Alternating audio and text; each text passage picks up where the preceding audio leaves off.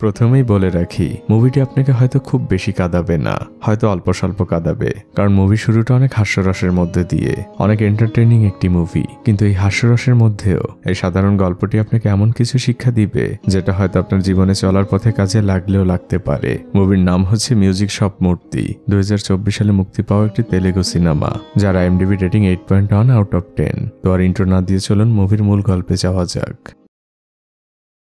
Movie শুরু হয় তামিলনাড়ুর একটি ছোট্ট শহর দেখিয়ে। সেখানে যে একটি সেলুনে বসে শেভ করছিলেন আমাদের মুভির মূল চরিত্র মূর্তিজি। তার আশপাশে বসে থাকা সবাই তার বয়সী এবং তার বন্ধু বান্ধব, এমনকি সেলুনের নাপিত। মূর্তিজি কাজ শেষে উঠতে গেলে তার নাপিত বন্ধু তার কাছে টাকা চায়। মূর্তিজি তখন পুরনো একটি ক্যাসেটের বাক্স দেখিয়ে বলে, তুই যে আমার দোকান থেকে একটি ক্যাসেট এনেছিলি সেই টাকা তো এখনো দেসনি, আমারটা খাতায় লিখে রাখ, পরে দিয়ে দিব। এরপর তিনি তার পুরনো স্কুটি নিয়ে চলে আসেন একটি মুদির দোকানে। এখান থেকে তিনি নিয়মিত বাজার করেন। বাজার শেষে তিনি ওই টাকাগুলো লিখে রাখতে বলেন। তখন দোকানদার বলে, তুই তো অলরেডি অনেক টাকাই বাকি নিয়েছিস। মূর্তিজি বুঝিয়ে বলে, এবারের মতো লিখে রাখ, হাতে টাকা আসলেই তোকে দিয়ে দিব। এরপর সে কাঁচা বাজার শেষ করে বাড়িতে ফিরে আসে। এই ভদ্রমহিলা হচ্ছেন মূর্তিজির ওয়াইফ জয়া। তিনি মূর্তিজিকে বকাঝকা শুরু করে দিয়েছেন। এই তোমার আসার সময় হলো, ঘড়িতে কয়টা বাজে দেখেছো? বাচ্চাদের স্কুলে যাবার সময় পার হয়ে যাচ্ছে, যাও যে গুড়িয়াকে ঘুম থেকে উঠাও। গুড়িয়া হচ্ছে তাদের ছোট মেয়ে, যে কিনা বাবার প্রচন্ড ভক্ত। বাবা তাকে অনেক আদর করে ঘুম থেকে উঠায়। গুড়িয়া বলে, বাবা আজ স্কুলে না যাই। মূর্তিজি বলে, তোর মা শুনতে পারলে আমাকে একদম মেরে ফেলবে। আর এই হচ্ছে তাদের বড় মেয়ে জাহানাবি, যে কিনা গুড়িয়ার অপোজিট, যার সাথে মায়ের সম্পর্ক ভালো, কিন্তু বাবার সাথে সে ভালোভাবে কথাও বলে না। মা জয়া তার হাজবেন্ড মূর্তিজিকে বলে, তুমি তোমার ওই পুরনো মিউজিকের দোকানটা বেচে দাও, মেয়েদের ভবিষ্যৎ আছে। কত টাকা খরচ বেড়েছে জানো? ওই দোকান দিয়ে তো আর সংসার চলবে না, একটা পথ দেখো ঠিকই বের করে ফেলবো। গুড়িয়া বলে, বাবা ঠিকই বলেছে, ওই দোকানটা আমাদের কত পুরনো, ওই দোকানের জন্য বাবাকে এলাকার সবাই চেনে। তখন বড় বোন জাহানাবি গুড়িয়াকে ঝাড়ি দেয় আর বলে, তুই পাকা পাকা কথা বলবি না। জাহানাবি রাগ করে সেখান থেকে উঠে চলে যায়। আর দৃশ্য এখান থেকে চলে আসে আমাদের মুভির অন্যতম প্রধান চরিত্র অঞ্জনার কাছে, যে ব্যাকগ্রাউন্ড থেকে বলছে, আমি বুঝতে পারি না যে মানুষ কেন বিয়ে করে। মূলত অঞ্জনাকে আজ পাত্রপক্ষ দেখতে এসেছে।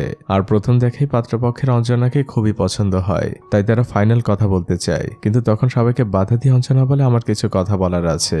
অঞ্জনা তখন অনেকগুলো কন্ডিশন দেয়, যেগুলো শুনে পাত্রপক্ষ খুবই বিরক্ত হয়। মূলত অঞ্জনা আমেরিকা থেকে পড়াশোনা করে দেশে ফিরেছে, সে এখনই বিয়ে করতে চায় না, সে প্রথমে নিজের পায়ে দাঁড়াতে চায়। পাত্রপক্ষ সেখান থেকে চলে গেলে অঞ্জনার মা অঞ্জনাকে অনেক বকাঝকা করে, কিন্তু অঞ্জনা চুপচাপই দাঁড়িয়েছিল। আর দৃশ্য এখান থেকে চলে আসে আমাদের মুভির মূল নাম মূর্তি মিউজিক শপে। আর এই ছেলেটির নাম হচ্ছে আঞ্জি, যে কিনা মূর্তিজির সহকারী। মূলত সিডি আর ক্যাসেট ভাড়া দিয়েই দোকান চলে। আর তাছাড়া এলাকায় যত ধরনের অনুষ্ঠান হয় সেই সব জায়গায় তারা যে গান বাজিয়ে মানুষকে বিনোদন দেয়, এটা তাদের সেকেন্ডারি ইনকাম। কিন্তু এই সামান্য ইনকাম দিয়ে তার ঘর ভাড়ার কারেন্ট বিল দিতে দিতে অবস্থা খারাপ হয়ে যায়। তাই মাসের শেষের দিকে তাকে প্রায় দ্বারস্থ হতে হয় বন্ধু বান্ধবের কাছে টাকা ধারের জন্য। মূর্তিজিকে এলাকার সবাই ভালোবাসে, সবাই তাকে খুব ভালো মানুষ হিসেবে চেনে, তাই অনায়াসে মানুষ তাকে টাকা ধার দেয়। কিন্তু মূলত সংসারের সকল দেখভাল করে তার ওয়াইফ জয়া। যেভাবে ঘরে বসে 2 টাকা ইনকাম করে যায় তার সকল চেষ্টাই সে করে। এভাবেই কেটে যায় কয়েকদিন। এই হচ্ছে মূর্তিজির একমাত্র শালা রমেশ। শেষে বলে, দুলাভাই আপু বলল মোড়ে নাকি একটি দোকান ফাঁকা আছে, তুমি এই দোকানটা বেচে দিয়ে ওখানে যেতে অন্য কিছু করতে পারো, তাতে সংসারটা চলতো। তখন মূর্তিজি বলে, দেখ রমেশ, কেউ না বুঝলেও তুই বুঝবি, এই দোকানটা আমি ব্যবসার জন্য করি না, মিউজিক আমার প্যাশন, এটা আমি ভালো লাগা থেকে করি। যে কাজ করতে আমার ভালো লাগবে না বা যে কাজ করে আমি তৃপ্তি পাবো না, সারাদিন বসে সেই কাজ কিভাবে করব বল? তুই তোর বোনকে একটু বুঝিয়ে বলিস, আমি মিউজিকের মধ্যেই নতুন কিছু করে আয় বাড়ানোর চেষ্টা করব। এখান থেকে দৃশ্য চলে যায় অঞ্জনার কাছে। সে ডিজে প্লে করছিল, এটা তার ছোটবেলার প্যাশন, কিন্তু এখন সে এটাকেই প্রফেশন হিসেবে নিতে চায়। এটা করতেই সে ভালোবাসে। ছোটবেলায় তার বাবা মিউজিক পছন্দ করলেও কিন্তু মেয়ে মিউজিককে প্রফেশন হিসেবে বেছে নিবে এটা তিনি কোনোভাবেই মানতে পারছেন না। তাই তিনি এসে মেয়ের ডিজে কনসোলটা ছুঁড়ে ফেলে দেন আর মেয়েকে বকাঝকা করতে থাকেন। অঞ্জনা শুধু তার বাবার মুখের দিকে তাকিয়ে থাকে। এই ডিজে কনসোলটা তার অনেক প্রিয়, অনেক আবেগের, কিন্তু সে তার বাবাকে কিছুই বলে না। পরদিন সকালবেলা জয়া তার বানানোর জিনিসগুলো একজন লোককে দিচ্ছিল, এগুলো এই লোকগুলো বাইরে যেয়ে বিক্রি করবে। মূর্তিজি তখন বাড়ি থেকে বের হয়। জয়া তার হাজবেন্ডকে বলে, তোমার কি কোনো খেয়াল আছে? জাহানাবীর কলেজের বেতন দিতে হবে আজ। মূর্তিজির মুখটা চুপসে যায়। সে বলে, তুমি কোনোভাবে একটু ম্যানেজ করে নাও, আমি তোমাকে পরে দিয়ে দিব। জয়া বলে, আমি আর কত ম্যানেজ করব, সবকিছুই তো আমাকে ম্যানেজ করতে হয়। মূর্তিজি মন খারাপ করে দোকানে চলে আসেন। আঞ্জি বলে, ওস্তাদ আজ একটা বড় অর্ডার পেয়েছি। মূর্তিজি বলে, ও বিষয়ে পরে শুনবো। আঞ্জি বলে, আগে তো শোনো, পঞ্চায়েতের ছেলের জন্মদিনের অনুষ্ঠান, সেখানে গান বাজাতে হবে, ভালোই টাকা দিবে আমাদের। আর এখান থেকে দৃশ্য চলে যায় সেই পার্টি অনুষ্ঠানে। সেই পঞ্চায়েতের ছেলে তার তার বাবার সহকারীকে বলছে সন্ধে হয়ে গিয়েছে কিন্তু এখনো ডিজে আসেনি। তখন তার বাবার সহকারী তাকে আমতা আমতা করে বলে যে ডিজেকে বলা হয়েছিল সে আসতে পারবে না, সে নাকি অসুস্থ। তবে তুমি চিন্তা করো না বাবা, আমাদের এলাকায় খুব ভালো একজন ডিজে রয়েছে, সেই সকল অনুষ্ঠানে গান বাজায়, তাদের খবর দিয়েছি কিছুক্ষণের মধ্যেই চলে আসবে। আর আমরা দেখতে পাই আঙ্কেল মূর্তি তার বিখ্যাত স্কুটিতে করে সেই অনুষ্ঠানে এসেছে। পঞ্চায়েতের ছেলে আঙ্কেলকে দেখে বলে এ কিভাবে ডিজে বাজাবে। তো মূর্তি যে আসা মাত্রই টেবিলে সবকিছু গোছগাছ করছিল আর এরপরে সে তার গান বাজানো শুরু করে। আর যেমনটা এক্সপেক্ট করছিলেন সেই পুরনো আমলের কিছু গান, যেগুলো শুনে ওখানে থাকা সবার ঘুম চলে আসার মতো অবস্থা। আঞ্জিও বলে ওস্তাদ তুমি এসব কি গান বাজাচ্ছ। এদিকে পঞ্চায়েতের ছেলেও তার বাবার সেক্রেটারিকে খুবই বকাঝকা করছে। তখন সে যেয়ে বলে মূর্তিজি এসব আপনি কি গান বাজাচ্ছেন, মানুষ তো ঘুমিয়ে পড়বে, আপনি এগুলো বন্ধ করে এমন কিছু গান বাজান যাতে সবার মধ্যে জোশ চলে আসে। তখন মূর্তিজি বলেন আমি বুঝতে পেরেছি। তখন তিনি তার বাছাই করা একটি প্লেলিস্ট থেকে গান বাজাতে শুরু করেন আর মুহূর্তের মধ্যে সেখানের পরিবেশ একদমই চেঞ্জ হয়ে যায়। সবাই মিলে নাচতে শুরু করে, মূর্তিজিও খুবই মজা পাচ্ছেন। গান শেষ হয়ে গেলে সবাই এসে মূর্তিজিকে অনেক বাহাবা দেয় আর বলে আপনি তো একজন ভালো ডিজে হতে পারেন, এই গ্রামে পড়ে থাকলে তো আপনার প্রতিভা প্রকাশ পাবে না। আর তাছাড়া একজন ডিজের কদর কত জানেন, একটা শোয়ের জন্য ডিজেদের কমপক্ষে 50,000 টাকা করে দিতে হয়। টাকার অঙ্ক শুনে মূর্তিজি ভাবনায় পড়ে যান। রাতের বেলা বাসায় ফিরেও তিনি নির্ঘুম, তার মধ্যে শুধু ডিজে হবার চিন্তা, যার ফলাফল পরদিন খুব সকালবেলা আঞ্জি দোকানে এসে দেখতে পায় দোকান খোলা। সে ভাবতেই পারছে না তার আগে তার ওস্তাদ চলে এসেছে। এদিকে আমরা দেখতে পাই মূর্তিজি কানে হেডফোন লাগিয়ে কিছু একটা করছেন। আঞ্জি জিজ্ঞেস করলে জানে সে ডিজে শিখছে। এই যে দেখ এটা হচ্ছে ডিজে কনসোল, এটা দিয়ে গান বিভিন্নভাবে রিমিক্স করা যায়। আঞ্জি বলে কিন্তু ওস্তাদ ওখানে শেখাচ্ছে মেশিনে আর তুমি এখানে শিখছো কাগজে কলমে, তোমার মাথাটা পুরাই শেষ।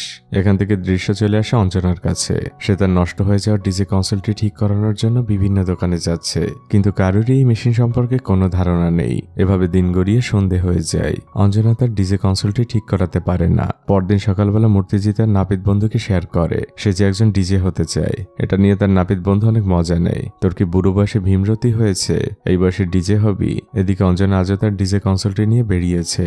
সে শহরের বিভিন্ন দোকানে যেতে থাকে আর সর্বশেষ একটি দোকানে আসলে সেই দোকানদার তাকে জানায় এই মেশিন এই এলাকার কেউ ঠিক করতে পারবে না, তবে আমি তোমাকে একটা সাজেশন দিতে পারি। সামনে মূর্তি মিউজিক শপ রয়েছে, ওখানের মূর্তিজি এই বিষয়ে কিছু জানলেও জানতে পারে। এদিকে মূর্তিজি আজও বসে বসে কম্পিউটারে ডিজে শিখছে। তখন আঞ্জি এসে তাকে জানায় ওস্তাদ সারাদিন এগুলো করলে হবে, পেট চালাতে হবে না, একটা অর্ডার আছে চলো যাই।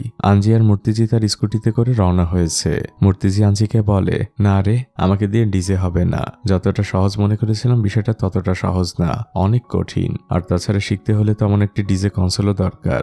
দৃশ্য পরিবর্তন হয়, অঞ্জনা মূর্তি মিউজিক শপের সামনে এসেছে। ভেতরে তখন পুরোনো আমলের গান বাজছিল। আঞ্জি কাজ করছিল আর ওস্তাদ ঘুমাচ্ছিলেন। অঞ্জনা বুঝে যায় তার সময়টাই নষ্ট হয়েছে, সে সেখান থেকে বেরোতে যায়। তখন মূর্তিজি তাকে ডাক দেয় আর বলে বেটি তোমার কি প্রয়োজন। অঞ্জনা তখন ডিজে কনসোলটা টেবিলের উপরে রাখে আর বলে এটা ঠিক করাতে হবে। মূর্তিজির তো ডিজে কনসোল দেখে একদম চোখ কপালে উঠে যায়। অঞ্জনা বলে এটা কি জিনিস জানেন। মূর্তিজির সাথে সাথেই বলে দেয় ডিজে কনসোল। অঞ্জনা ইমপ্রেসড হয়, কেউ তো এই মেশিনটার নাম জানে। পাশে থাকা আঞ্জি তখন বলে ওসব আমরা ঠিক করতে পারি না, এই মেশিন তো জীবনের প্রথমেই দেখলাম। অঞ্জনা চলে যেতে চাইলে মূর্তিজি তাকে বলে আরে মা দাঁড়াও, এটা আমরা ঠিক করতে পারবো, তুমি আমাদের 2 দিন সময় দাও। সে আঞ্জিকেও চোখের ইশারা করে, আঞ্জিও তখন হ্যাঁ হ্যাঁ করতে থাকে। অঞ্জনা বলে ঠিক আছে 2 দিনের মধ্যে আপনারা এটা ঠিক করবেন, বিনিময়ে যত টাকা লাগে আমি দিব। মূর্তিজি বলে মা আমাদের টাকা চাই না, এর বিনিময়ে তুমি আমাকে এই মেশিনটা একটু চালানো শেখালেই হবে। অঞ্জনা বলে আপনার মাথা ঠিক আছে তো, এটা ডিজে মেশিন। অঞ্জনা রাগ করে সেখান থেকে তার মেশিনটি গুছিয়ে বের হয়ে যায়। তখনই তার মনে পড়ে সেই দোকানের মধ্যে অনেক পুরনো কিছু গানের ক্যাসেট দেখেছে। সে আবারও ভেতরে ঢোকে আর মূর্তিজিকে বলে ঠিক আছে একটা শর্তে শেখাতে পারি, যদি আপনি পেছনের ওই ক্যাসেটগুলো আমাকে দেন। তখন মূর্তিজি বলে আমি সরি বেটি, ওগুলো আমার কাছে ক্যাসেট না, ওগুলো আমার কাছে আবেগ, তোমার গান শুনতে ইচ্ছে হলে শুনতে পারো, কিন্তু ওগুলো আমি বিক্রি করব না। অঞ্জনা তখন ইমপ্রেসড হয়ে বলে আমি আপনাকে ডিজে শেখাবো, কারণ আপনার মিউজিকের প্রতি ভালোবাসা রয়েছে। আপনি ওই ক্যাসেটগুলো আমার কাছে বিক্রি করতে চাইলে আমি কখনোই আপনাকে শেখাতাম না। তো ওই দিন রাত থেকে ওস্তাদ আঞ্জি ওই মেশিনটি ঠিক করায় লেগে পড়ে। তার ইন্টারনেট থেকে কিছু টিউটোরিয়াল দেখেছে। মূর্তিজি আঞ্জির হেল্পার হিসেবে কাজ করছে, তার যা যা প্রয়োজন সময় মতো মূর্তিজি সবকিছুই হাজির করছে আর আঞ্জি মেশিনটি ঠিক করার চেষ্টা করে যাচ্ছে।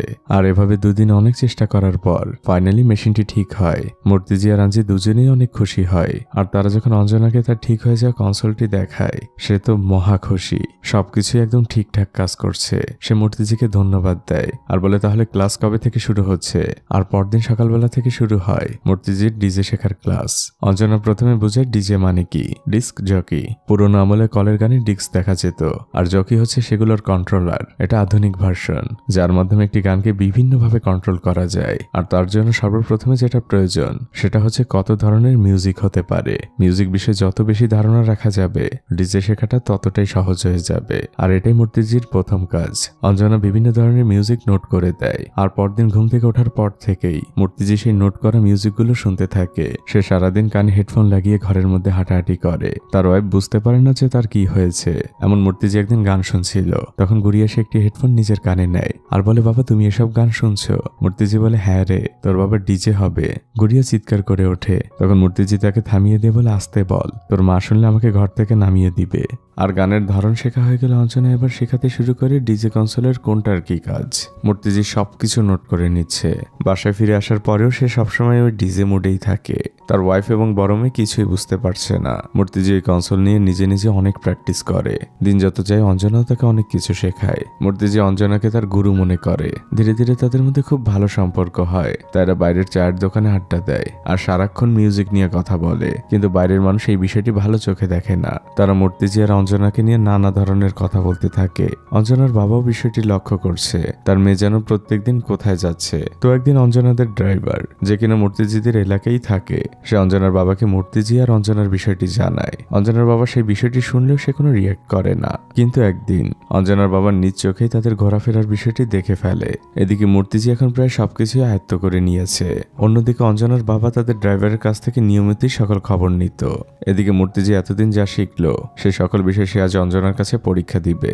মূর্তিজির পরীক্ষা চলছিল, আর এদিকে তার বড় মেয়ে জাহানাবিকে তার বান্ধবীরা বলছে, তোর বাবা তো ইদানিং চুটিয়ে প্রেম করছে রে, তোর ছোট মা দেখতেও তো বেশ সুন্দর। জাহানাবি কিছুই বুঝতে পারে না, তার কাছে খুবই অপমান বোধ হয়। সে ওই দিন বাসে ফিরে সেই রাগ তার মায়ের উপরে ঝাড়তে থাকে, তোমার জামাইকে সামলাও, বাইরে কি কি করে বেড়াচ্ছে তার কোনো খোঁজ রাখো। কিন্তু তার মায়ের বিষয়টি তেমন পাত্তা দেন না। পরদিন অঞ্জনা মূর্তিজিকে জিজ্ঞেস করে, আচ্ছা আপনার মেয়েরা যদি এমন ডিজে শিখতে চাইতো আপনি কি তাদের সাপোর্ট করতেন? মূর্তিজি বলেন, কেন না, শুধু এই কাজ কেন, পৃথিবীর যে কোনো ভালো কাজেই আমি তাদের সাপোর্ট করতাম। কথাটি শুনে অঞ্জনার কাছে খুবই ভালো লাগে। আর তখনই সেখানে এলাকার সবজি বিক্রেতা মহিলা আসে। সে মূর্তিজি আর অঞ্জনাকে দেখতে পায়, আর এই বিষয়টি নিয়ে সে যে মূর্তিজির ওয়াইফের কান ভারী করে। এবার মূর্তিজির ওয়াইফ জয়া একটু বিষয়টি সিরিয়াসলি নেয়। এদিকে মূর্তিজি আজ অঞ্জনাকে নিজের তৈরি করে একটি সম্পূর্ণ মিউজিক শোনায়। অঞ্জনা মন দিয়ে শোনে, কিন্তু মিউজিক শোনা শেষে সে মূর্তিজিকে বলে, মিউজিক তো ঠিকঠাক আছে, কিন্তু এর মধ্যে কেমন যেন কোনো প্রাণ নেই, তোমার নিজস্ব কিছু নেই। তুমি যদি পপুলার হতে চাও, এক্সট্রাঅর্ডিনারি কিছু করতে চাও, তাহলে তোমার একটা আলাদা স্টাইল বানাতে হবে। তুমি নতুন করে এমন একটা মিউজিক তৈরি করো যেটা শুনলেই যেন মনে হয় এটা তোমার সৃষ্টি। এটা বলে অঞ্জনা সেখান থেকে চলে যায়। ওই দিন পুরো রাত মূর্তিজি কানে হেডফোন লাগিয়ে নতুন সেই মিউজিকের কাজ করছিল।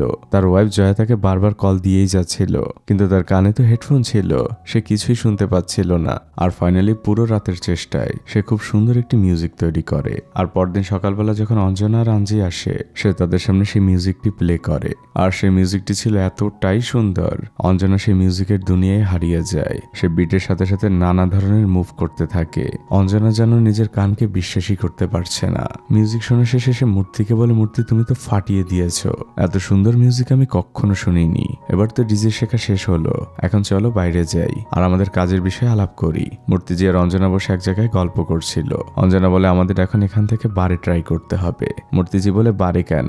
অঞ্জনা বলে, তুমি তো এতক্ষণ ঘরের মধ্যে বাজালে, কিন্তু তুমি তো এখনো দর্শকদের মাঝে বাজাওনি, তাই আমাদের প্রথমে ছোট ছোট বারে ট্রাই করতে হবে, তারপর ধীরে ধীরে বড় জায়গায় যেতে হবে। আর আমরা দেখতে পাই তখন সেই পথ দিয়ে গাড়িতে করে অঞ্জনার বাবা যাচ্ছিল।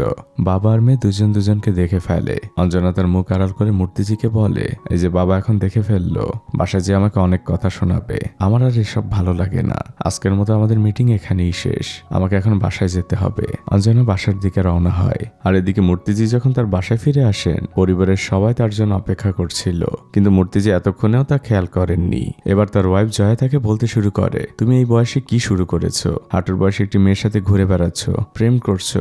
মূর্তিজি বলে, তুমি এসব কি বলছো?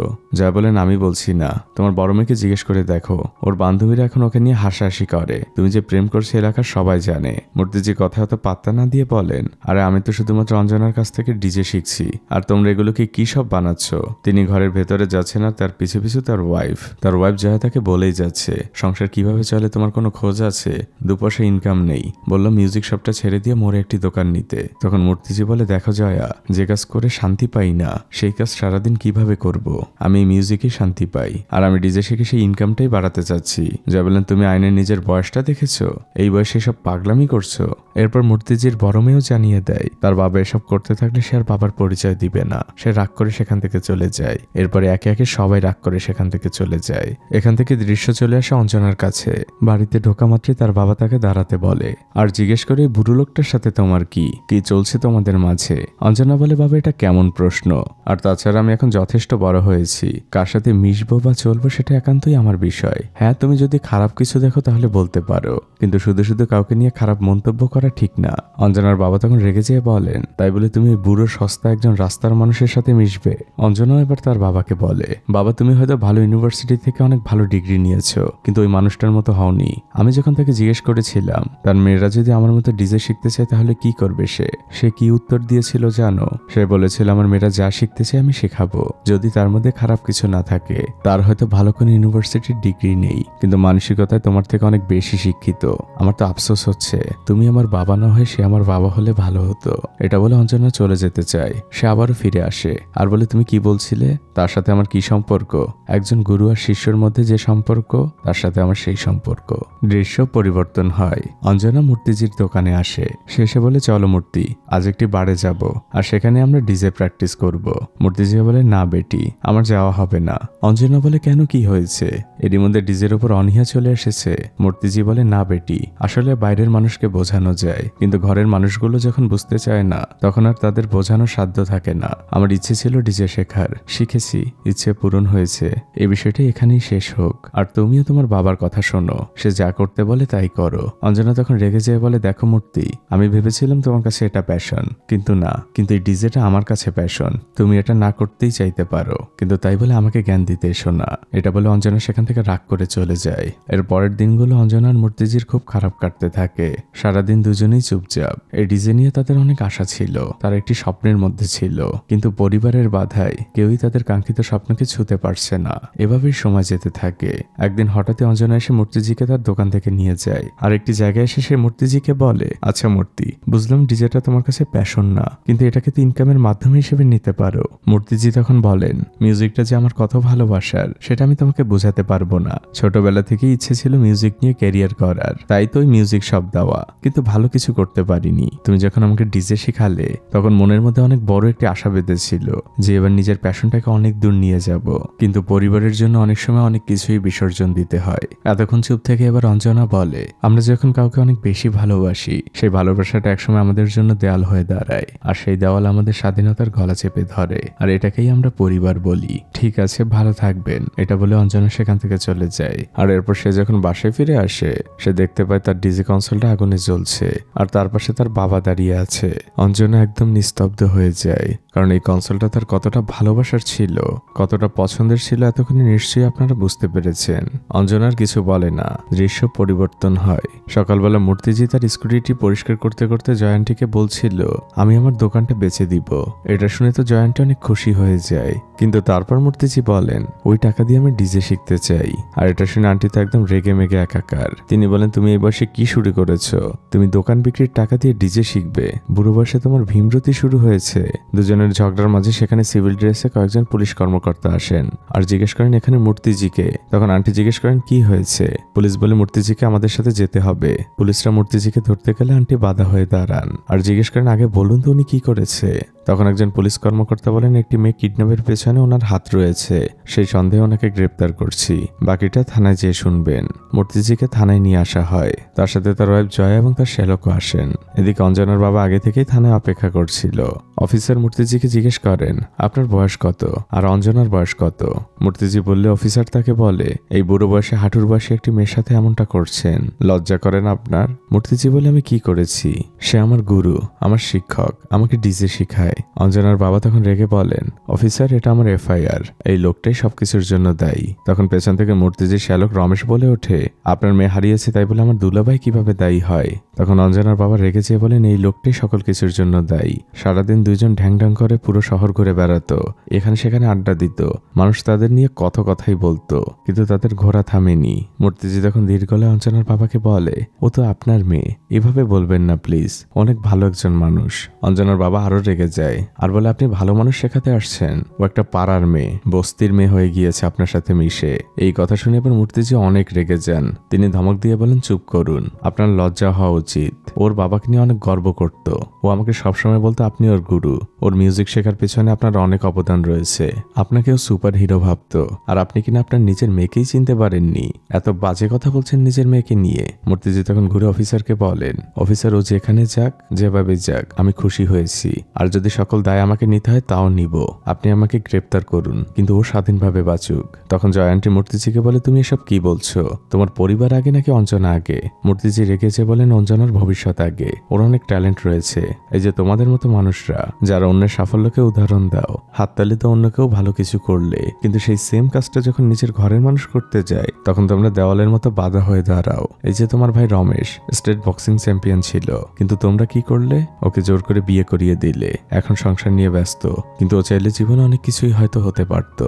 জয়ান্টি এবার রেগেছে কাঁদতে কাঁদতে বলেন, আমি এবং আমার পরিবার তোমাদের জন্য বাধা। ঠিক আছে তুমি থাকো, আমি এক্ষুনি চলে যাচ্ছি। জয়ান্টি চলে গেলে মূর্তিজিকে জেলে ঢুকানো হয়। দৃশ্য পরিবর্তন হয়। সন্ধ্যেবেলা একজন লোক জয়ান্টির কাছে আসে। জয়ান্টি তাকে দোকানের দলিলটা দেয়, আর ওই লোকটি দেয় প্যাকেটে মোড়ানো অনেকগুলো টাকা।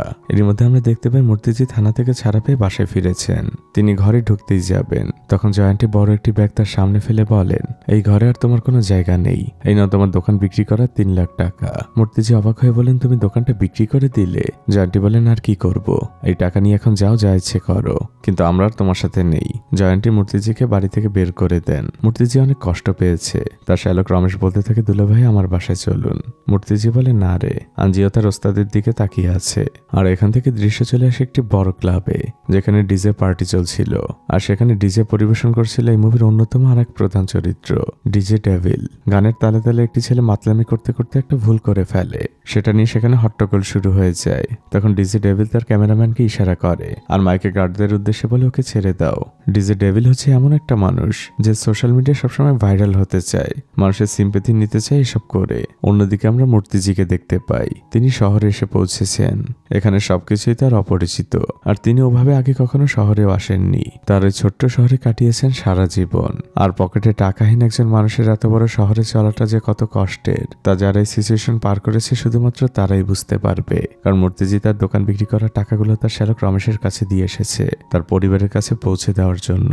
মূর্তিজি রাস্তায় রাস্তায় ঘুরতে থাকেন, এখনো তার আশ্রয়ের কোনো জায়গা হয়নি। তিনি সাথে করে নিয়ে আসার মধ্যে শুধুমাত্র তার তৈরি করে একটি ডিজের সিডি নিয়ে এসেছেন, আর সেই সিডি নিয়ে তিনি শহরের বিভিন্ন বারে যান, কিন্তু বেশিরভাগ বারেই তাকে ঢুকতে দেওয়া হয় না। তিনি অনেক অনুরোধ করেন, কিন্তু বেশিরভাগ জায়গা থেকে তাকে দূর দূর করে তাড়িয়ে দেওয়া হয়। এই বুড়ো মানুষটি কোথায় থাকবেন, কি করবেন কিছুই বুঝতে পারছেন না। ফ্লাইওভারের নিচে বসে বসে ঝিমাচ্ছিলেন। পথ দিয়ে যাওয়ার সময় মানুষ তাকে খাবার দিয়ে যায়। ক্ষুধা পেটে মূর্তিজি এই খাবার খুব তৃপ্তি করে খায়। রাস্তায় ঘুমান তিনি। আবার পরদিন সকাল হলে বিভিন্ন বারে যান। আজও তাকে ধাক্কা দিয়ে বের করতে গেলে একটি ছেলে বাধা দেয়। এই ছেলেটির নাম সারাত, সেই বাড়ি কাজ করে। সে গার্ডদের বলে, এই লোকটার সাথে এভাবে ব্যবহার করছো কেন? অন্যদিকে রমেশ তার দুলাভের দেওয়া টাকাগুলো বোনকে দিতে আসলে জয়া তাকে না করে দেয়। মূর্তিজি একটি ফুটওভার ব্রিজের উপরে ঘুমাচ্ছিলেন, তখন হঠাৎই তাকে কেউ ডাক দেয়। মূর্তিজি ভয় পেয়ে যান। তিনি ভাবেন তার ব্যাগটা হয়তো কেউ নিয়ে যাচ্ছে। তখন শারদ তাকে আশ্বস্ত করে, আপনার ভয় নেই, আপনি আমাদের সাথে চলুন। শারদরা মূর্তিজিকে নিয়ে তাদের ম্যাচে আসে। ফ্রেশ হবার পরে মূর্তিজি সবার সাথে খেতে বসেন। অনেকদিন পর তিনি এভাবে খাচ্ছেন। তখন সবাই জিজ্ঞেস করে, আপনি এখানে কেন এসেছেন? মূর্তিজি বলেন, আমি ডিজে হতে এসেছি। ছেলেগুলো ভাবে মূর্তিজি হয়তো মজা করছে, তাই একটি ছেলে মূর্তিজিকে জিজ্ঞেস করে, আচ্ছা ডিজে তো শিখতে এসেছেন, বলতে পারবেন মিউজিক কত প্রকার? মূর্তিজি তখন এক এক করে সকল ধরনের মিউজিকের নাম বলতে থাকে। সবাই তখন বুঝে যায় মিউজিক সম্পর্কে মূর্তিজির অনেক ভালো ধারণা রয়েছে। শরৎ বলে, আমার বস অনেক ভালো একজন মানুষ, মানুষ। আমি আগামীকাল আপনাকে তার কাছে নিয়ে যাব, দেখি কিছু একটা করা যায় কিনা। পরদিন শরৎ মূর্তিজিকে নিয়ে তার বস জেমসের কাছে আসে। জেমস তখন ল্যাপটপে কাজ করছিল। শরৎ বলে, বস, যার কথা আপনাকে বলেছিলাম। জেমস না তাকিয়ে বলে, কিচেনে কাজে লাগিয়ে দাও। মূর্তিজি তখন বলেন, স্যার, আমি ডিজের জন্য এসেছি। জেমস কিছুটা অবাক হয়ে যায় আর কাজ থামিয়ে বলে, ডিজে? তা কত বছর ধরে ডিজে বাজাচ্ছেন? মূর্তিজি বলে, স্যার, 3 মাস। জেমস বলে, এর আগে কখনো বাজিয়েছেন? মূর্তিজি গর্ব করে বলে, আমার এলাকার যত বিয়ে অনুষ্ঠান রয়েছে সব জায়গায় গান বাজাতে আমাকেই নেওয়া হতো। জেমস তখন তার সামনে থাকা ফাইলটি মূর্তিজিকে দেখিয়ে বলে, এখানে কমপক্ষে হলেও 20 জন ডিজের সিভি রয়েছে। তারা 7 থেকে 10 বছর ধরে ডিজে বাজাচ্ছে, আর আপনি কিনা মাত্র 3 মাস শিখে চলে আসলেন চাকরি করতে। দেখুন, আমি আপনার ইচ্ছাটাকে সম্মান করছি, কিন্তু আপনার বয়সটা কি দেখেছেন? মানুষ যদি আপনার সাথে ম্যাচ নাই করতে পারে তাহলে আপনার ডিজে শুনবে কি? মূর্তিজি তখন খুব উৎসাহ নিয়ে বলেন, স্যার, প্লিজ আমার সিডিটা একবার শুনে দেখুন, আমি আপনার বারের নাম একদম উজ্জ্বল করে দিব। জেমস বলে, এটাই তো সমস্যা, এটা ক্লাব, বার না। দেখুন মূর্তিজি, আপনি যদি আমার ক্লাবে অন্য কোনো কাজ করতে চান আমি সেই ব্যবস্থা আপনাকে করে দিব, কিন্তু ডিজে না। মূর্তিজি মন খারাপ করে বলে, ধন্যবাদ, ওনারা তো সবাই দুর্ব্যবহার করে তাড়িয়ে দিয়েছে। আপনি যে আমার সাথে এতটা ভালো ব্যবহার করলেন এজন্যই আমি আপনার কাছে কৃতজ্ঞ। এভাবে কেটে যায় আরো কয়েকটা দিন। মূর্তিজি শরৎদের মেসেই থাকেন। শরৎ ফোনে কথা বলছিল, সে যে ক্লাবে চাকরি করে সেখানে আজ বড় একটি পার্টি রয়েছে, কিন্তু সমস্যা হচ্ছে সেখানে তার একটি ছেলে আজ আসতে পারবে না। শরৎ তখন অনেক দ্বিধা নিয়ে মূর্তিজিকে বলে, আজ আমার একটি কর্মী আসবে না, আপনি কি আজ তার জায়গায় একটু কষ্ট করে ওয়েটারের কাজ করতে পারবেন? এতে আমার অনেক উপকার হতো। এ কথা শুনে মূর্তিজির মুখটা চুপসে যায়। এই বয়সে এসে শেষমেশ তাকে ওয়েটারের কাজ করতে হবে। শরৎ বিষয়টা বুঝতে পেরে মূর্তিজিকে বলে, আজ ক্লাবে কি আসবে জানেন? ডিজে ডেভিল, এই শহরের নাম করা ডিজে। আপনি সেখানে গেলে তার সাথে দেখা করারও সুযোগ পাবেন, সেই সাথে আপনি আপনার গানগুলো শোনালেন। এই কথা শোনার পরে মূর্তিজি খুশি হয়ে যান। তিনি তো এমনই একটি সুযোগের অপেক্ষায় আছেন। দৃশ্য পরিবর্তন হয়। ক্লাবে পার্টি চলছিল। ডিজে ডেভিল তার ডিজে দিয়ে সবাইকে মাতাচ্ছিল। মূর্তিজিও সুন্দরভাবে ওয়েটারের কাজ করে চলছিল। কাজ শেষে তিনি দূরে দাঁড়িয়ে মিউজিক শুনছিলেন। তখন শরৎ তার পাশে এসে দাঁড়ায়। মূর্তিজি বলে, শরৎ, আমি কি এত সুন্দর করে ডিজে বাজাতে পারবো? শরৎ বলে, না। তখন মূর্তিজির মনটা খারাপ হয়ে যায়। তখন শরৎ বলে, আপনি এর থেকেও ভালো বাজাতে পারবেন। প্রোগ্রাম শেষে সবাই ডিজে ডেভিলের অটোগ্রাফ নিতে ব্যস্ত। সেই লাইনে মূর্তিজিও আছেন। মূর্তিজি ডিজে ডেভিলকে দেখা মাত্রই তার হাতে একটি সিডি নিয়ে বলেন, স্যার, আমিও আপনার মতো ডিজে হতে চাই, এখানে আমার কিছু গানের কালেকশন রয়েছে। ডিজে ডেভিল সাথে সাথে তার ক্যামেরাম্যানকে ইশারা করে আর মূর্তিজিকে অ্যাপ্রিশিয়েট করে। তারপর তারা একটা আলাদা কক্ষে যায়। সেখানে যে ডিজে ডেভিল তার ক্যামেরাম্যানকে ক্যামেরা অফ করতে বলে, আর এবার দেখা যায় তার আসল রূপ। সে মূর্তিজিকে তুই তুকারি করতে থাকে, তোর এত বড় সাহস, তুই আমার মতো ডিজে হতে চাস? বয়সটা দেখেছিস? আর ডিজেকে তুই কি মনে করিস? ওয়েটার আছিস, ওয়েটারই থাক, ডিজে হওয়ার স্বপ্ন দেখিস না। ডিজে ডেভিল ওই সিডিটা মূর্তিজির মুখের উপর ছুরি দিয়ে সেখান থেকে চলে যায়। ওই দিন রাতের বেলা মূর্তিজি অনেক ভাবে, ডিজে ডেভিলের কথাই হয়তো ঠিক, তাকে দিয়ে আসলে কিচ্ছুই হবে না। মনটাকে একটু ভালো করার জন্য সে তার ছোট মেয়ে গুড়িয়াকে লুকিয়ে লুকিয়ে ফোন করে। এই একটা মানুষ মূর্তিজিকে সবসময় সাপোর্ট করে, কিন্তু গুড়িয়াও তার মায়ের ভয়ে বাবার সাথে বেশিক্ষণ কথা বলতে পারে না। ফোন রেখে দিলে মূর্তিজি মনে মনে সিদ্ধান্ত নেয় সে আর এই শহরে থাকবে না, অনেক হয়েছে, এখন সে গ্রামে ফিরে যাবে। তিনি সবকিছুই গোছগাছ করছিলেন, কিন্তু হঠাৎই তখন তার মনে পড়ে যায় অঞ্জনার কথা। অঞ্জনা তাকে বলেছিল, এই পৃথিবীতে যারা বড় হয়েছে তাদের কারো পথই সহজ ছিল না, প্রত্যেকের পেছনে অনেক কষ্টের গল্প রয়েছে। মূর্তিজি নিজের মনের মধ্যে আত্মবিশ্বাস জাগান। তিনি আবারও থেকে যাওয়ার সিদ্ধান্ত নেন, কিন্তু এই শহরে টিকে থাকতে হলে তাকে তো কিছু একটা করতে হবে। তাই তিনি পরদিন জেমসের বাড়ি আসে জেমসের সাথে কথা বলার জন্য। জেমস মূর্তিজিকে দেখে বলে, আপনি এখনো এই শহরে রয়ে গিয়েছেন? মূর্তিজি বলে, আজ হোক কাল হোক যেতে তো হবেই, আর কয়েকটা দিন না হয় চেষ্টা করে যাই। তবে স্যার, আমি আপনার কাছে ডিজের সুযোগ পেতে আসিনি, আপনি আমাকে কাজের কথা বলেছিলেন, যদি আপনি আমাকে আপনার ক্লাবে একটি কাজ দিতেন আমার অনেক উপকার হতো। জেমস খুশি মনেই রাজি হয়। এই ক্লাবে শুরু হয় মূর্তিজির নতুন কর্মময় জীবন। শরৎদের সাথে সে প্রত্যেকদিন ক্লাবে যায়, সবার সাথে তাল মিলিয়ে কাজ করে। বয়সটা তার অনেক হয়ে গিয়েছে, কিন্তু কাজের ক্ষেত্রে মূর্তিজি অনেক ডেডিকেটেড, অন্যদের থেকেও বেশি পরিশ্রম করেন তিনি। আর এই বিষয়টা জেমস খুব ভালোভাবে লক্ষ্য করে। মূর্তিজির জন্য তারও অনেক মায়া হয়। অন্যদিকে আমরা ডিজে ডেভিলকে দেখতে পাই। তার ম্যানেজার তাকে বলে, ছোট একটি ক্লাবে শো রয়েছে, ওইসব ছোট ক্লাব আমার স্ট্যান্ডার্ডের সাথে যায় না। ম্যানেজার বলে, কিন্তু আমাদের তো চুক্তি রয়েছে, তুমি এক কাজ করো, আমরা কোনোভাবে সেখানে উপস্থিত হই, তারপর কোনো একটা গন্ডগোল পাকিয়ে সেখান থেকে চলে আসবো। দৃশ্যখান থেকে চলে আসে জেমসের কাছে। শরৎ সহ আরো কয়েকজন তার কাছে এসেছে। তাদের একজন স্টাফের বার্থডে, তাই তারা জেমসকে ইনভাইট করে। তখন জেমস তাদের বলে, আমার অনেক ইচ্ছে ছিল, কিন্তু আসলে আমার জরুরি কিছু কাজ আছে, তোমরা বার্থডে সেলিব্রেট করো and wish you all the best. পরের দৃশ্যেই দেখা যায় শরৎরা যে ব্যাচেলার বাসায় থাকে তার সাথে আজ একটি পার্টির আয়োজন করা হয়েছে। সেখানে হোটেল স্টাফ থেকে তাদের পরিচিত সকল বন্ধু বান্ধব এসেছে। ব্যাচেলার পার্টি যেমন হয় আর কি। মূর্তিজি সবার মধ্যে খাবার ডিস্ট্রিবিউট করছিল। সবাই যে যার মতো করে আড্ডায় ব্যস্ত। হঠাৎই একজন একজন বলে ওঠে, পার্টির সবকিছু একদমই পারফেক্ট আছে, শুধু একটা জিনিস মিসিং, সেটা হচ্ছে ডিজে। ডিজে হলে পার্টিটা একদম জমে যেত। তখন শরৎ বলে, আছে তো। মূর্তিজিও অবাক হয়ে বলে, ডিজে আছে? শরৎ মুস্কি হেসে বলে, হ্যাঁ, আপনি আছেন না। ব্যাস, ডিজে কনসোল আনা হয়। মূর্তিজি সবকিছু সেটিং করছিল আর ধীরে ধীরে সাউন্ড টেস্ট করছিল, কিন্তু তখনও ওখানে কেউই বোঝেনি মূর্তিজি আসলে কোন লেভেলের ডিজে। হঠাৎই মূর্তিজি ফুল স্পিডে ডিজে বাজাতে শুরু করে। সবার মুখ একদম হা হয়ে গিয়েছে। গানের তালে তালে চারদিক মেতে উঠেছে। শুধু ওই বিল্ডিং কেন, আশপাশে যত বিল্ডিং ছিল সবাই ছাদে উঠে এসেছে আর সবাই গানের তালে তালে একসাথেই নাচছে। মুহূর্তের মধ্যে পুরো কলোনিটা একটা ডিজে মঞ্চ হয়ে গিয়েছে। ডিজে বাজানো শেষ হয়, সবাই মূর্তিজিকে খুবই অ্যাপ্রিসিয়েট করে। দৃশ্য পরিবর্তন হয়। ডেভিলের ম্যানেজার ডেভিলকে বলছে, আজ সন্ধ্যায় একটি ছোট ক্লাবে প্রোগ্রাম রয়েছে, কিন্তু ডিজে ডেভিল এখন আর কোনো ছোট ক্লাবে পারফর্ম করতে চায় না। তাই ম্যানেজার বলে, তুমি চিন্তা করো না, আমরা তো জানি আমরা যে কি করব, ঝামেলা পাকিয়ে চলে আসব।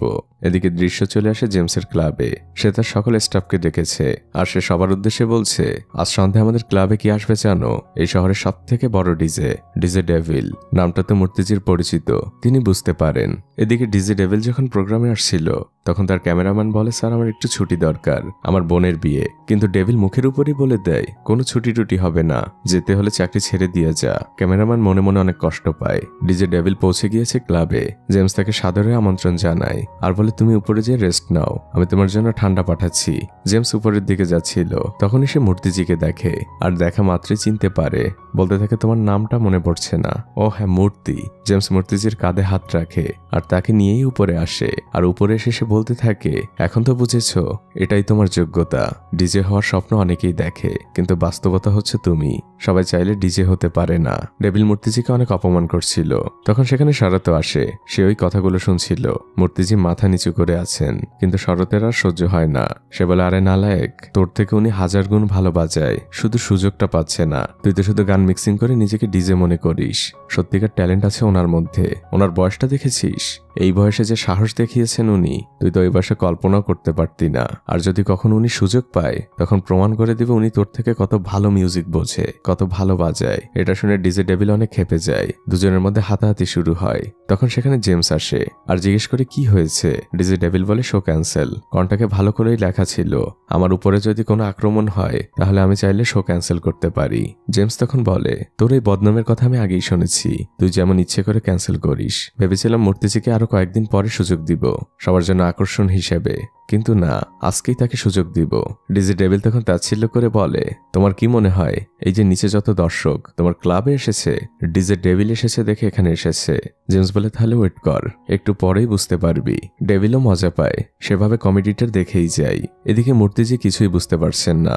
জেমস মূর্তিজিকে আলাদা ডেকে নেয় আর বলে, আমি জানি আপনি খুব ভালো বাজান, আপনি সত্যিকারের একজন ট্যালেন্ট। মূর্তিজি বলে, স্যার কিন্তু আপনি কিভাবে বুঝলেন? তখন জেমস বলে, ওই দিন আমি তোমাদের কলোনিতে গিয়েছিলাম, তোমার মিউজিক আমি শুনেছি, কি অপরূপ সে মিউজিক। আমি নিজেও একজন ডিজে, তাই আমি খুব ভালোভাবেই ওই দিন বুঝতে পেরেছিলাম তুমি আমাদের থেকে অনেক উপরের লেভেলের। ওটা তোমার রিয়েল ট্যালেন্ট, তোমার প্যাশন।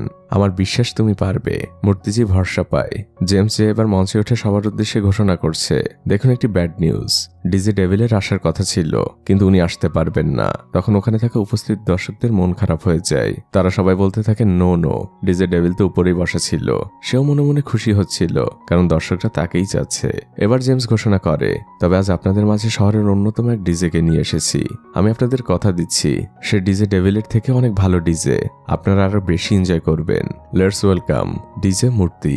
মূর্তিজি একদম প্রফেশনাল লুকে মাস্ক পরে সেখানে উপস্থিত, তার মুখটা দেখা যাচ্ছে না। জেমস পরিচয় করিয়ে দেয় আর সবাইকে বলে ওনাকে হাততালি দিয়ে ওয়েলকাম করুন। ডিজে ডেভিলও মজা পাচ্ছে। সে তার ক্যামেরাম্যানকেও নির্দেশ দিয়েছে, কমেডিটা রেকর্ড কর। জেমস চলে যায়। মূর্তিজি দাঁড়িয়ে আছে। তার শুধু তখন অঞ্জনার কথাগুলো মনে পড়ছে।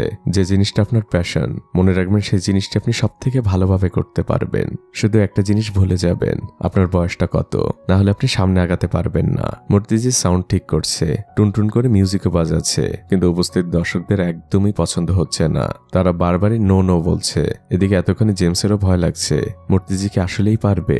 আর ঠিক তখনই স্লো ট্র্যাক থেকে মিউজিক নিয়ে যাওয়া হয় একদম হাইতে। ব্যাস, শুরু হয়ে যায় মূল মিউজিক, যেটা 1 সেকেন্ডের মধ্যে ওখানের ভাইবটা একদমই চেঞ্জ করে দেয়। মিউজিকের তালে তালে সবাই মেতে ওঠে। মিউজিকের বিট এবং কম্বিনেশনটা ছিল এতটাই জোস যে ওখানে থাকার প্রত্যেকে নিজেকে হারিয়ে ফেলেছে। এমনকি ডিজে ডেভিলেরও তাল উঠে গিয়েছে, সেও মিউজিকের সাথে সাথে মুখ নাড়াচ্ছে। জেমস দূর থেকে তাকে টিটকিরি করতে ভোলে না। ডিজে ডেভিল তখন রাগ করে সেখান থেকে উঠে চলে যায়। এভাবে বেশ কিছুক্ষণ মিউজিক চলে। তখন হঠাৎই জেমস এসে থামিয়ে দেয়, কিন্তু দর্শকরা তখন বারবারই বলতে থাকে ওয়ান্স মোর ওয়ান্স মোর। তখন জেমস সবাইকে শান্ত করে, বলে উনি এই শহরে অনেক দিনই আছেন, আপনারা এখন থেকে নিয়মিতই মিউজিক শুনতে পাবেন। জেমস মূর্তিজিকে মাস্ক খুলতে বলে, কিন্তু মূর্তিজি বলে স্যার এটা কি বলছেন? জেমস বলে কিচ্ছু হবে না, আপনি খুলুন। মূর্তিজি তার মাস্ক খোলে। উপস্থিত দর্শক সবাই ও বলে চিৎকার করে ওঠে। তারা কেউই ভাবেনি যে একজন বয়স্ক লোক ডিজে বাজাচ্ছে।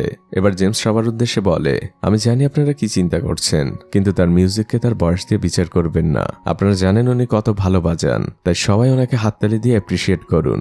সবাই খুশি মনে ডিজে মূর্তিকে অ্যাকসেপ্ট করে নেয়। শুরু হয় মূর্তিজির নতুন অধ্যায়। পুরো সোশ্যাল মিডিয়া এখন মূর্তিজি ভাইরাল, আর রাতারাতি সে এখন এই শহরের সব থেকে পপুলার ডিজে। বিভিন্ন ক্লাবে ডিজে বাজান। তার ছোট মেয়ে গুড়িয়া তার মাকে বলে, মা দেখো বাবা কত ফেমাস হয়ে গিয়েছে, কত ভালো মিউজিক বাজায়। কিন্তু মূর্তিজির ওয়াইফের কোনো আগ্রহ নেই। এমনই একদিন মূর্তিজির বড় মেয়ে জাহানাবীর কলেজে তার বান্ধবীরা মূর্তিজির ভিডিও দেখছিল। তখন সেখানে জাহানাবী আসে, আর সবাই তাকে বলে, তোর বাবা তো অনেক পপুলার হয়ে গিয়েছে রে, এখন তো আঙ্কেলের সাথে দেখা করতে হলে অ্যাপয়েন্টমেন্ট নিতে হবে। তোর বাবা আসলে আমাদের সাথে একটি সেলফি তুলে দিস। জাহানাবী দেখে, কিন্তু সে কিছুই বলে না। সে রাগ করে সেখান থেকে চলে যায়। এদিকে আমরা দেখতে পাই ডিজে ডেভিলে সে ক্যামেরাম্যান চাকরি ছেড়ে দিয়েছে, আর সে অনলাইনে ডেভিলকে একদম এক্সপোজ করে দেয়। ডেভিল যে ক্যামেরার সামনে একরকম আর পেছনে আর একরকম। আর তাছাড়া মূর্তিজির সাথে যে সে খারাপ ব্যবহার করেছে সেই সব ফুটেজ সে লিক করে দেয়, যেগুলো সে গোপনে ভিডিও করে রেখেছিল। মুহূর্তেই সে ভিডিও ভাইরাল হয়ে যায়। ডিজে ডেভিলের ম্যানেজার তাকে দেখায়। ডেভিল তার ক্যামেরাম্যানকে গালমন্দ করতে থাকে। এখান থেকে ঘটনা চলে আসে খুব পপুলার একটি টিভি শো ইন্সপায়ারিং স্টোরিজ নামের একটি টিভি সেটে। সেখানের উপস্থাপক বলছিলেন, আমি তো এখানে বসে অনেক মানুষের ইন্টারভিউ নিয়েছি, তবে আজ যাকে নিয়ে এসেছি সে একদমই আলাদা, অনেক ইন্সপায়ারিং, বিশেষ করে বর্তমান যুগের বাচ্চাদের জন্য। চেষ্টা থাকলে যে কোনো বয়সে যে কোনো কিছুই করা সম্ভব, তিনি তার বাস্তব উদাহরণ। লেটস ওয়েলকাম মিস্টার ডিজে মূর্তি।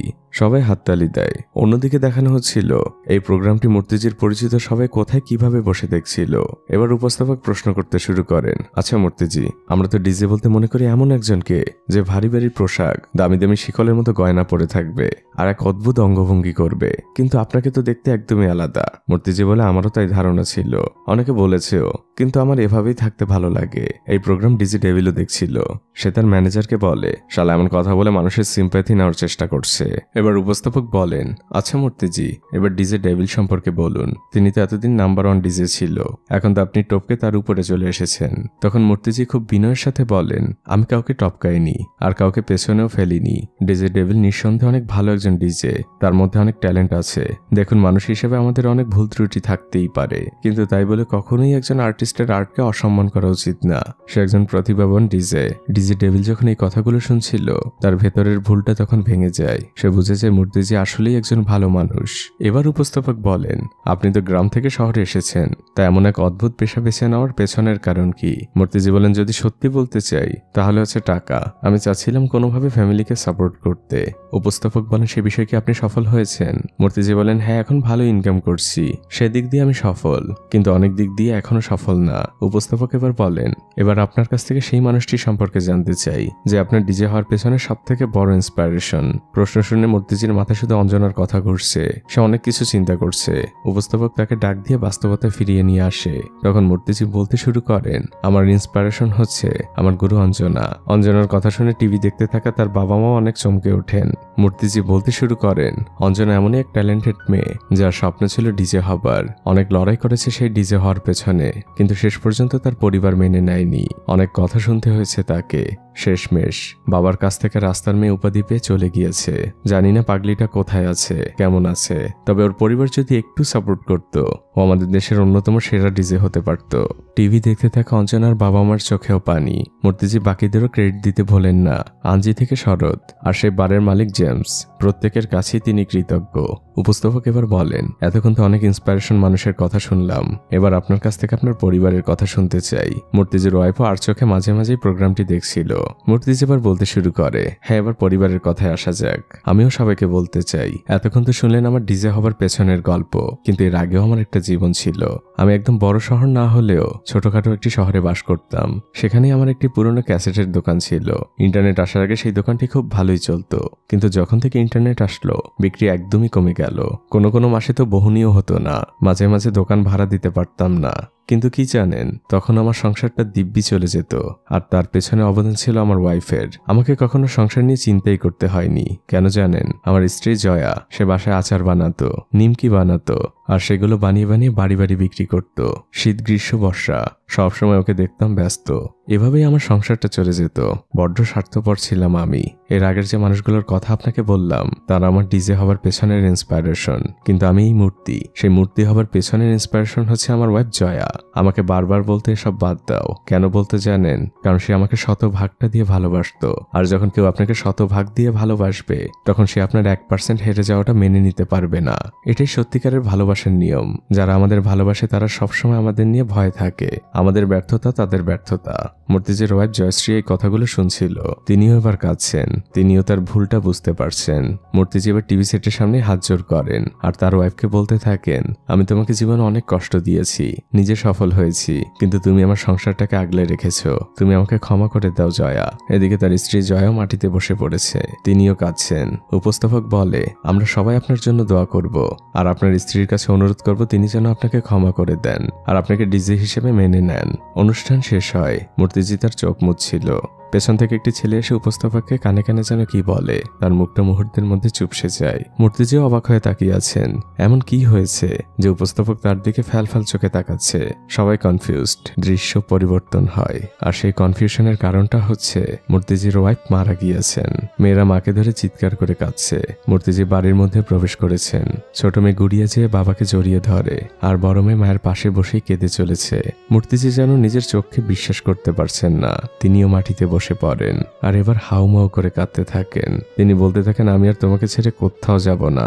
আমি বাড়ি থাকলে হয়তো আজ এমন হতো না। পুরো পরিবারের কান্নায় চারদিকটা ভারী হয়ে উঠেছে। মূর্তিজির ওয়াইফকে গোসল করানো হচ্ছিল। তিনি দূর থেকে তাকিয়েছিলেন, আর তখন তার মনে পড়ে যায় পুরনো কিছু কথা। তার ওয়াইফ একদিন হসপিটাল থেকে বাসায় আসে। মূর্তিজি জিজ্ঞেস করেছিল হসপিটালে কেন গিয়েছিলে। সেদিন সে তার মায়ের কথা বলে মিথ্যে বলেছিল। অন্য একদিন সে ওষুধও খেতে দেখেছিল, কিন্তু অতটা গুরুত্ব দেননি। আসলে তার ওয়াইফ জয়া অনেকদিন ধরেই অসুস্থ ছিল, যেটা সে পরিবারের কাউকে বলেনি। মূর্তিজির ওয়াইফের শেষকৃত্য অনুষ্ঠান শেষ হয়। এরপরে কেটে যায় বেশ কিছুদিন। মূর্তিজি একদম মনমরা হয়ে গিয়েছেন। তিনি ঘর থেকে কোথাও বের হন না। এদিকে বড় মেয়ে জাহ্নবী তাদের বাসায় যে মহিলা সবজি দিতে আসতো তার কাছে জিজ্ঞেস করে, আন্টি আমি জানি মা তোমার কাছ থেকে মাঝে মাঝে টাকা নিত, তা তুমি মায়ের কাছে কত টাকা পাও আমাকে বলো, আমি মামাকে বলে ফেরত দেওয়ার চেষ্টা করব। তখন সেই আন্টি জাহ্নবীকে বলে, তোকে আজ সত্যটা বলি, ওই টাকা আমার ছিল না, সব টাকা তোর বাবা দিত। সরাসরি দিলে তোর মা নিবে না দেখে আমার মাধ্যমে দিত। ফেরত দেওয়ার দরকার নেই, ওই টাকা তোদেরই। জাহ্নবীর তখন বাবার উপর ভুলটা পুরোপুরি ভেঙে যায়। সে মনে করতো তার বাবা তাদের পরিবারকে ভুলে গিয়েছিল। এদিকে মূর্তিজি পরদিন সকালবেলা যখন ঘুম থেকে ওঠেন, তিনি তার বিছানার পাশে একটি চিরকুট পান। সেখানে লেখা আই এম সরি। তিনি অত পাত্তা দেন না, কিন্তু পেছনের পিঠেই লেখা ছিল, আমি সরি বাবা। এবার তিনি বুঝেছেন এটা তার বড় মেয়ের হাতের লেখা। মূর্তিজি খুবই খুশি হন। রান্নাঘরে জাহ্নবী নাস্তা তৈরি করছিল। মূর্তিজি তার বড় মেয়ের কাছে যান আর খুশি মনে বলে, মা আমার কাছে দে, আমি রুটি তৈরি করছি। জাহ্নবী অনেক দিন পর এই প্রথম বাবা বলে, আর বলে বাবা দরকার নেই, আমি তৈরি করে নিব। জাহ্নবী কাঁদছে। মূর্তিজি জিজ্ঞেস করেন, কি হয়েছে মা? জাহ্নবী বলে, বাবা আমি তোমাকে কত ভুল বুঝেছি, তোমার সাথে কত বছর কথা বলিনি, তুমি আমাদের এত ভালোবাসতে তার মূল্য কখনো দেইনি। মূর্তিজি তার মেয়েকে জড়িয়ে ধরেন। আর এরপর থেকে দেখা যায় বাবা আর মেয়ে মিলে পুরো সংসার সামলে নিচ্ছে। তাদের পুরো পরিবারটা ধীরে ধীরে স্বাভাবিক হচ্ছে। আসলে জীবন তো কারোর জন্য থেমে থাকে না। গড়িয়ে স্কুলে যাওয়ার জন্য রেডি হচ্ছিল, তখন জাহ্নবী এসে বলে, আজ থেকে আমি তোকে স্কুলে নিয়ে যাব। আর বাবাকে বলে, বাবা তুমি তোমার কাজ করো, গুড়িয়াকে নিয়ে চিন্তা করতে হবে না। মূর্তিজি ভরসা পান। জাহ্নবী গুড়িয়াকে নিয়ে বাসা থেকে বের হয় স্কুলের উদ্দেশ্যে, আর বারবার বলছিল ঠিক সময় টিফিন করে নিবি, ভালোভাবে পড়াশোনা করবি। গুড়িয়া হঠাৎই থেমে যায় আর কাঁদতে শুরু করে। জাহ্নবী বলে, কি হয়েছে? গুড়িয়া বলে, মার কথা মনে পড়ছে, মাও ঠিক তোমার মতো করেই এই কথাগুলো বলতো। জাহ্নবীও কাঁদছে আর ছোট বোনকে বলে, ঠিক আছে আমি আর তোকে বলবো না। গুড়িয়া বলে, না না দিদি তুমি আমাকে বলো, তাহলে মাকে কম মিস করব। দুই বোন দুজনকে শক্ত করে জড়িয়ে ধরে। এভাবে কেটেছে আরো বেশ কয়েকটা দিন। শহর থেকে জেমস মূর্তিজিকে ফোন করে আর বলে মূর্তিজি আর কতদিন বাড়িতে থাকবেন, এই শহরে এখন আপনার অনেক ডিমান্ড, সবাই আপনার মিউজিক শুনতে চায়। মূর্তিজি বলে আমি আর আসবো না, আমি গেলে আমার মেয়েরা এখানে একা হয়ে যাবে, আমি বাকিটা জীবন ওদেরকে নিয়ে এখানেই থাকবো। জেমস বলে ঠিক আছে, আপনি যেটা ভালো মনে করবেন, কিন্তু যদি কখনো আসতে চান জাস্ট একটা ফোন করবেন। মূর্তিজি ফোন রেখে দেয়। তিনি উদাস হয়ে একটি গাছের নিচে বসেছিলেন। তখনই আমরা দেখতে পাই সেখানে অঞ্জনার বাবা আসে। তিনি মূর্তিজিকে ডাক দেয়। মূর্তিজি অঞ্জনার বাবাকে দেখে খুবই অবাক হয়। অঞ্জনার বাবা মূর্তিজিকে বলে আপনি আমার চোখ খুলে দিয়েছেন, আপনি যে বাবাকে চিনতেন আমি এখন আর সে নেই। আপনার ওই অনুষ্ঠান আমার চিন্তাধারাকে বদলে দিয়েছে। আমি এখন বুঝতে পারছি যে আমি কত বড় ভুল করেছিলাম, কিন্তু আপনাকে ধন্যবাদ। আমি শুধু আমার মেয়েকে একটি মেইল করেছিলাম, সাথে সাথে ও রিপ্লাই করেছে। মূর্তিজি খুবই অবাক হয়ে যায়। আপনি অঞ্জনার খোঁজ পেয়েছেন? কেমন আছে ও? কোথায় আছে? অঞ্জনার বাবা বলে আপনি কথা বলতে চান? মূর্তিজি বলে অবশ্যই। অঞ্জনার বাবা হাতের ইশারায় দেখিয়ে দেয়। তখন দূর থেকে আমরা দেখতে পাই অঞ্জনা গাড়ি থেকে নামছে। দৃশ্য পরিবর্তন হয়। মূর্তিজি আর অঞ্জনা একটি নদীর পাড়ে বসে আছে। মূর্তিজি অঞ্জনাকে জিজ্ঞেস করে তুমি কি পাগল? এতটা বছর কেউ যোগাযোগবিহীন থাকে? তোমার পরিবার আমি সবাই কত চিন্তা করেছি। অঞ্জনা বলে ও কিছু না, জীবনে কিছু করতে গেলে কিছু হারাতে হয়। আমি এখন ভালোই আছি, মুম্বাইয়ের বড় বড় ক্লাবে ডিজে বাজাচ্ছি। আর আমি এটাও জানি তুমিও এখন একজন বড় ডিজে। খোঁজ খবর আমি সবই রাখি, শুধু ইচ্ছে করেই তোমাদের সাথে যোগাযোগ করতাম না। তা মূর্তিজি এখন আপনার প্ল্যান কি? মূর্তিজি বলে কোনো প্ল্যান নেই, এখন যেমন আছি তেমনই। অঞ্জনা বলে তাহলে ডিজের কি হবে? মূর্তিজি বলে কি আর হবে, যেহেতু আমার ওয়াইফ এবং পরিবার পছন্দ করতো না তাই ওটা নিয়ে আর চিন্তা করছি না। অঞ্জনা তখন বলে আপনার ওয়াইফ পছন্দ করতো না মানে? আপনি চলে যাবার পর তার সাথে আমার কথা হয়েছিল, তাকে আমি বুঝিয়েছিলাম সে আসলে আপনাকে নিয়ে ভয় পেত, কিন্তু আমার বোঝানোতে তার ভুলটা ভাঙে এবং সে তখন আপনাকে সাপোর্ট করেছিল। কিন্তু আপনাকে মুখ ফুটে বলতে পারবে না, কারণ আপনি যদি মনে করেন আপনার টাকার জন্য সে এমন করছে তাহলে তার নিজের কাছে অনেক ছোট মনে হবে। এই কথা শুনে মূর্তিজি একদম কান্না করে দেয়। সে বলতে থাকে জয় আমার ডিজে বাজানো পছন্দ করত। দৃশ্য পরিবর্তন হয়। মূর্তিজির পরিবারের সবাই একত্রিত হয়েছে। বড় মেয়ে তার বাবাকে বলছে বাবা মা তোমাকে সাপোর্ট করত, আমরাও সাপোর্ট করতাম, কিন্তু আমরা মুখ ফুটে তোমাকে বলিনি। এখন বাবা তুমি সবকিছুই জানো আর আমরা সবাই তোমাকে সাপোর্ট করছি। তার শ্যালক এসে বলে দুলাভাই আপনি শহরে যান, আমি তো আছি ওদের জন্য। সবার অনুরোধ আর মূর্তিজি ফেলতে পারেন না। দৃশ্য পরিবর্তন হয়। আজ মূর্তিজি শহরে ফিরে যাবেন। সবাই থেকে বিদায় দিচ্ছে। তিনি এসে অঞ্জনার সামনে দাঁড়ান আর তার সামনে হাত জোর করে কৃতজ্ঞতা প্রকাশ করতে থাকে। তুমি না থাকলে অনেক কিছুই সম্ভব হতো না, তুমি আমার বেস্ট শিক্ষক। অঞ্জনা কাঁদছে। সে মূর্তিজিকে জড়িয়ে ধরে আর বলে আপনি আমার বেস্ট স্টুডেন্ট। মূর্তিজি এবার তার মেয়েদের কাছ থেকে বিদায় নিয়ে গাড়িতে উঠে যায়। তখন সেদিনের ঘটনা দেখানো হয়। মূর্তিজির ওয়াইফ জয়া ওই দিন প্রোগ্রাম শেষে অনেক কাজ ছিলেন, তার কাছে বড্ড অপরাধ বোধ হচ্ছিল। তিনি মনে মনে অনেক গিল্টি ফিল করছিলেন, এই ভেবে যে তিনি তার স্বামীর সাথে কত খারাপ ব্যবহার করেছে, কিন্তু তার স্বামী তাকে কত ভালোবাসে। সেদিন সে আর কষ্ট নিতে পারেনি, তাই ওই দিন তিনি হার্ট অ্যাটাক করেছিলেন। দৃশ্য বর্তমানে চলে আসে। মূর্তিজির গাড়ি ছেড়ে দেয় আর তার মেয়েরা খুশি মনে ঘরের মধ্যে প্রবেশ করে। আর এই মুহূর্তের মধ্যে দিয়েই এই মুভিটি এখানেই শেষ হয়ে যায়। আমি জানি না আপনার কাছে মুভিটি কেমন লাগলো, তবে হাস্যরসের মধ্যে এই মুভিটি অনেক কিছুই শিখিয়ে যায়। বয়স আসলে শুধুমাত্র একটি নাম্বার। আমরা অনেকেই বয়সের দোহাই দিয়ে আমাদের স্বপ্নগুলোকে মেরে ফেলি। একটি নির্দিষ্ট বয়সের পরে মনে হয় আমাদের দিয়ে আর কিছু হবে না, কিন্তু খুব গভীরভাবে যদি ভাবেন দেখবেন সফলতার পেছনে বয়স কখনো বাধা হয়ে দাঁড়ায় না। এমন হাজারো কোটি উদাহরণ পৃথিবীতে রয়েছে। তাই আপনার কাছে যদি মনে হয় আপনার অতীতের কোনো ইচ্ছে বয়সের কারণে পূরণ হচ্ছে না, তাহলে আবার চেষ্টা করুন। আরেকটি কথা, জীবনে চলার পথে ফ্যামিলি সাপোর্টটা ভীষণ প্রয়োজন। পারলে আপনার পরিবারের মানুষকে তাদের পছন্দের কাজে সাপোর্ট করবেন, যেগুলো করতে তারা স্বাচ্ছন্দ্য বোধ করে। তাহলে দেখবেন ওই মানুষগুলো সফল হওয়াটা অনেক সহজ হয়ে গিয়েছে। তো আজ এই পর্যন্তই। গল্পটি কেমন লাগলো আমাকে অবশ্যই কমেন্ট করে জানাবেন। আর আপনাদের লাইক অথবা ডিসলাইক দিয়ে আমি বুঝতে পারি আপনাদের ভালো লেগেছে কি খারাপ লেগেছে, তাই অবশ্যই লাইক অথবা ডিসলাইক দিতে ভুলবেন না। ভালো থাকবেন আপনারা। আজকের মতো বিদায়।